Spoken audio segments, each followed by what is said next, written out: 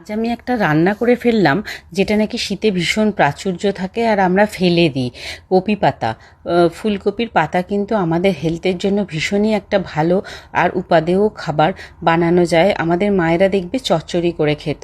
যাই হোক, আর কথা বাড়াবো না, আমি কিন্তু এটাকে ভাজা ভাজা করলাম। তার মানে যে খুব তেল দিলাম তাও নয়, তোমরা দেখতেই পাচ্ছ। প্রথমে কালো জিরে দিলাম, দিয়ে রসুন কুচি কুচি করে কেটে রেখে ওটা ভেজে নিলাম।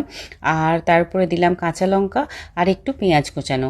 যখন দেখলাম সব বেশ ভালো ভাজা হয়ে গেছে, তখন উপর থেকে একটু আলুগুলো দিয়ে নুন আর হলুদ দিয়ে ভাজা ভাজা করে নিলাম। আর তারপরে দিয়ে দিলাম কপি পাতাগুলো, নাড়াচাড়া করে একদম সিমে রেখে দিলাম গ্যাসটাকে। দিয়ে মাঝে মাঝে ঢাকনা খুলে নাড়াচাড়া করতে করতে যখন দেখলাম এবার নাবানোর মতন হয়ে গেছে, তখন উপর থেকে একটু স্প্রিঙ্কল করে চিনি দিয়ে নামিয়ে নিলাম। এটা কিন্তু গরম রুটি বা ভাতের সাথে ভীষণ একটা খেতে ভালো হয়। রান্নাটা তোমরা করে দেখো। আর দ্বিতীয়ত হচ্ছে যে এর সাথে না কখনো কখনো আমি একটু পোস্ত বাটাও দিই, সেটাও কিন্তু ভীষণ খেতে ভালো হয়। তোমরা অবশ্যই রান্না করে খেয়ে আমাকে জানিও তোমাদের কেমন লাগলো। আর ক্যালসিয়াম খাওয়ার থেকে যদি আমরা এইভাবে খেতে পারি, কপি পাতা থেকে ক্যালসিয়াম পেয়ে যাই, তাহলে তো বেটার হলোই ব্যাপারটা।